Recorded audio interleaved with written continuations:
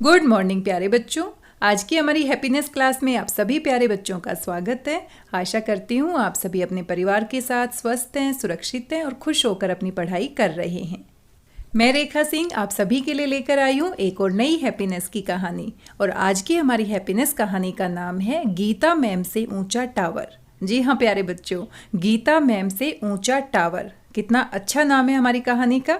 प्यारे बच्चों, कहानी में क्या होता है इसके बारे में जानने से पहले आइए कुछ महत्वपूर्ण बातों पर चर्चा करते हैं। आप सभी ने अक्सर अपने आसपास अपने से बड़े व्यक्तियों से ये बातें करते हुए जरूर सुना होगा कि आज का ज़माना कंपटीशन का ज़माना है।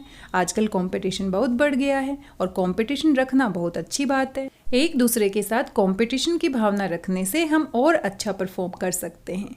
लेकिन क्या आपने कभी सोचा है कि कभी कभी कुछ काम ऐसे होते हैं जिसमें हमें एक दूसरे के साथ प्रतिस्पर्धा नहीं बल्कि एक दूसरे के साथ सहयोग करना जरूरी हो जाता है। आपकी कक्षा में कुछ एक्टिविटी ऐसी होती होंगी जिसमें आप सभी को एक ग्रुप में काम करना है, और जब हम ग्रुप में काम करते हैं तो एक दूसरे का सहयोग करना बहुत जरूरी हो जाता है।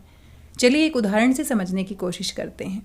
मान लीजिए आपकी क्लास टीचर सभी बच्चों से कहती है कि सभी बच्चे मिलकर क्लासरूम को डेकोरेट करेंगे, और कुछ बच्चे ऐसे होते हैं जो एक दूसरे के साथ सहयोग नहीं करते। उनको लगता है कि मैं ये वाला काम करने वाला हूँ और मैं ये काम बहुत अच्छे से करूँगा ताकि मैम सिर्फ मेरी तारीफ़ करे, बाकी बच्चों की तारीफ़ ना करे। तो ये जो काम है इसमें अगर हम एक दूसरे का सहयोग करेंगे, एक दूसरे से कंपटीशन नहीं रखेंगे, तो ये काम हम और बेहतर तरीके से कर सकते हैं। ऐसे ही आप अपने घर की सफाई को ले लीजिए। आजकल दिवाली आने वाली है और आपकी मम्मी कहती है कि चलो मिलकर घर को साफ रखते हैं, और आप कोई एक कमरा सिलेक्ट कर लेते हैं और अपने भाई बहन के साथ कंपटीशन करने लग जाते हैं, और इसी तरीके से आपको लगता है मम्मी आपकी ज़्यादा तारीफ करेगी। प्यारे बच्चों, इस तरह के जो कार्य होते हैं वो मिलजुल कर हम और अच्छे तरीके से कर सकते हैं। अगर सभी बच्चे मिलकर सोचते हैं अपनी क्लासरूम को सजाने के बारे में और नए नए आइडियाज़ देते हैं तो आप बेहतर तरीके से अपने क्लास को सजा सकते हैं। इसी प्रकार से घर की सफाई करनी है तो सभी सदस्य मिलजुल कर काम करते हैं तो काम जल्दी भी हो जाता है और अच्छा भी होता है। तो हर जगह हम प्रतिस्पर्धा नहीं दिखा सकते। ऐसा ही कुछ हमारी कहानी में होता है, गीता मैम से ऊंचा टावर। और मुझे पूरा विश्वास है कि आप बहुत बेसब्री से इंतजार कर रहे हैं हमारी आज की कहानी का। चलिए शुरू करते हैं आज की कहानी। गीता मैम से ऊंचा टावर। एक दिन गीता मैम कक्षा में आई और बोली, बच्चों आज हम एक एक्टिविटी करेंगे जिसमें पूरी कक्षा की भागीदारी होगी। मैम की बात सुनते ही सभी बच्चे उत्साह से उछल पड़े। उत्साह से उछलना यानी बहुत खुश होना। सभी बच्चे बड़े खुश हो जाते हैं। राजू ने रीना से पूछा, तुम इतनी खुश क्यों हो रही हो? तो रीना बोली, अरे भूल गए क्या, गीता मैम की एक्टिविटीज कितनी मज़ेदार होती हैं, आज तो बड़ा मज़ा आएगा। रीना की बात सुनकर राजू के चेहरे पर मुस्कान आ गई और उसने मैम से पूछा, मैम हमें करना क्या है? मैम बोली, आपको कुछ अखबार मिलेंगे जिनसे आपको एक ऊंचा टावर बनाना है। सुप्रिया ने पूछा, कितना ऊंचा टावर मैम? गीता मैम ने जवाब दिया, मुझसे भी ऊंचा, और इस काम के लिए आपके पास कुल 10 मिनट हैं। विद्यार्थियों ने फटाफट अपने अपने अखबार को मोड़ना शुरू किया। 2-4 मिनटों में लगभग हर विद्यार्थी ने अपना अपना टावर बना लिया था, लेकिन किसी का भी टावर घुटनों तक भी नहीं पहुंच पा रहा था, और गीता मैम से ऊंचा टावर बनाना था। क्या कोई बच्चा गीता मैम से ऊंचा टावर बना पाएगा? आपके दिमाग में भी यही सवाल आ रहा होगा, या आपके दिमाग में कोई आइडिया आ चुका है जिसकी सहायता से इस टावर को गीता मैम से ऊंचा बनाया जा सकता है? आप भी सोचिए, देखते हैं आगे कहानी में क्या होता है। रीना और सुप्रिया एक ही डेस्क पर बैठी थी। कक्षा के सब विद्यार्थियों की तरह वे दोनों भी परेशान थी, क्योंकि दिए गए 10 मिनटों में से 7 मिनट गुजर चुके थे। सुप्रिया का दिमाग तेजी से चल रहा था। सुप्रिया के दिमाग में एक आइडिया आया। उसने फौरन उस विचार को आजमाते हुए अपना टावर उठाकर रीना के टावर पर रख दिया। रीना कुछ समझ पाती उससे पहले ही सुप्रिया ने राजू का टावर भी उठाकर रीना के टावर के ऊपर रख दिया। उन्होंने देखा कि तीनों टावर के मिलने से एक ऊंचा टावर बन गया था। सुप्रिया ने थोड़ा सा भी समय नहीं गंवाया और कक्षा के सामने आकर बोली, गीता मैम से ऊंचा टावर बनाने की तरकीब मिल गई है, हमें सबके टावर मिलाने होंगे। सारी कक्षा को ये बात समझ में आ गई थी। सुप्रिया ने अपने टावर को कक्षा के बीच में रख दिया। एक एक करके सभी ने अपने टावर उस पर रखने शुरू किए। टावर ऊंचा होता जा रहा था। जैसे ही उसका संतुलन बिगड़ने लगता सब मिलकर उसे संभाल लेते। अमन ने सबसे अंत में अपना टावर रखा। तभी गीता मैम ने घोषणा की, कक्षा 10 मिनट पूरे होने में 20 सेकंड बचे हैं। मैम की बात सुनकर कोई भी विद्यार्थी हड़बड़ाया नहीं, क्योंकि वे सब देख रहे थे कि टावर की ऊंचाई गीता मैम के कद से ज्यादा थी। जी हाँ प्यारे बच्चों, और इस तरीके से पूरी कक्षा में सभी बच्चों ने मिलकर अपना टावर गीता मैम से भी ऊंचा बना दिया। अगर हर एक बच्चा अपने अपने टावर को बनाता तो क्या ये संभव हो पाता? बिल्कुल नहीं संभव हो पाता। ये क्यों पॉसिबल हो पाया? क्योंकि सभी बच्चों ने एक साथ मिलकर इस काम को पूरा किया।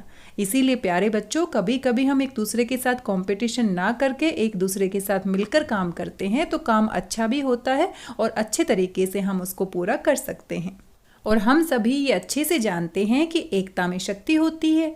अगर हम सब मिलजुल कर काम करते हैं तो काम को आसानी से और अच्छे तरीके से पूरा कर सकते हैं। आप अपने घर में अपने भाई बहन के साथ मिलकर, अपने परिवार के सदस्यों के साथ मिलकर अनेक कार्य बहुत अच्छे से कर सकते हैं। प्यारे बच्चों, अगर आपने कोई ऐसा कार्य किया है जो आपने मिलजुल कर किया हो, अपने दोस्तों के साथ मिलजुल कर या फिर अपने परिवार के सदस्यों के साथ मिलजुल कर किया हो, तो आप हमारे साथ साझा कीजिए। उस कार्य को आपने कैसा पूरा किया और किस तरह से आपने एक दूसरे का साथ दिया, इसके बारे में भी आप हमें बताइए। कौन कौन से ऐसे कार्य हैं जिसको हम मिलजुल कर ही पूरा कर सकते हैं, इसके बारे में सोचिए और अपने विचार हमारे साथ साझा कीजिए। साथ में आपसे कुछ और भी सवाल हैं। गीता मैम ने विद्यार्थियों को ऊंचा टावर बनाने की एक्टिविटी क्यों दी होगी, इसके बारे में सोचिए और अपने विचार हमारे साथ साझा कीजिए। ऊंचा टावर बनाने में कौन सी तरकीब कारगर सिद्ध हुई? ऐसी कौन सी तरकीब थी जिससे कि ऊंचा टावर बन पाया और किसने ये तरकीब बताई थी, इसके बारे में याद कीजिए कहानी से और हमें बताइए। कोई ऐसा उदाहरण दे जब आपने दूसरों के साथ मिलकर किसी कार्य को पूरा किया हो। अगर आपने कोई ऐसा काम किया है जो सबके साथ मिलजुल कर पूरा हुआ हो तो उसके बारे में हमें बताइएगा। आपको समूह में काम करना सहज लगता है या अकेले कार्य करना? क्या आपको ग्रुप में काम करना अच्छा लगता है या फिर अकेले काम करना अच्छा लगता है? समूह में कार्य करने के क्या फायदे हैं, इसके बारे में सोचिए और हमें बताइए। प्यारे बच्चों, कहानी को अपने परिवार के साथ साझा कीजिए। सभी प्रश्नों के बारे में अच्छे से सोचिए और सोचने के बाद अपने उत्तर हमारे साथ शेयर कीजिए। हमें आपके उत्तरों का हमेशा इंतजार रहता है। आइए देखते हैं आपके द्वारा शेयर किए गए videos. Good evening. My name is Saima Ali and I study in class 4th A. आज मैं हैप्पीनेस क्लास के बारे में बताने जा रही हूँ। हैप्पीनेस क्लास हमारे स्कूल में हमेशा होती है, लेकिन इस बार कोरोना वायरस के वजह से हमारी स्कूल में तो हैप्पीनेस क्लास नहीं हो रही है, लेकिन हमारी टीचर्स हमें ऑनलाइन क्लास के ज़रिए हैप्पीनेस क्लास करवा रहे हैं और उसमें हमें और भी मज़ा आता है। हैप्पीनेस क्लास में हम माइंडफुलनेस करते हैं, माइंडफुल सीइंग करते हैं, माइंडफुल लिसनिंग करते हैं और स्टोरीज सुनते हैं और उससे बहुत सारी चीज़ें भी सीखते हैं और बहुत सारी अच्छी अच्छी आदतें भी सीखते हैं और हमें हैप्पीनेस क्लास करने में बहुत मज़ा भी आता है। और हैप्पीनेस क्लास से मेरे अंदर ये बदलाव आया है कि पहले मैं बिना कुछ सोचे समझे किसी को भी कुछ भी बोल देती थी और अपने मम्मी पापा की बातें ठीक से नहीं मानती थी और ज़्यादा काम करना पसंद नहीं करती थी। और जब से मैंने हैप्पीनेस क्लास की स्टोरी सुनी है और उनसे अच्छी अच्छी बातें सीखी हैं, तब से मैं अपनी मम्मी के कामों में भी हेल्प करवाती हूँ और अपने मम्मी पापा की बातें भी सुनती हूँ और सबकी मदद भी करती हूँ। Thank you. My happiness story name is जली हुई रोटी। मैं और मेरी बहन स्कूल चले गए थे। मम्मी और पापा अपने ऑफिस चले गए थे। मैं और मेरी बहन जब घर आए तो मैंने अपनी बहन को बोला, दीदी रोटी बना दो, भूख लग रही है। उस टाइम तक मम्मी पापा भी घर आ गए थे। तो मेरी बहन ने बोला, मम्मी मेरे से एक रोटी जल गई है। तो मम्मी ने कहा, बेटा कुछ नहीं होता, अगली बार से सही बनाना। Thank you.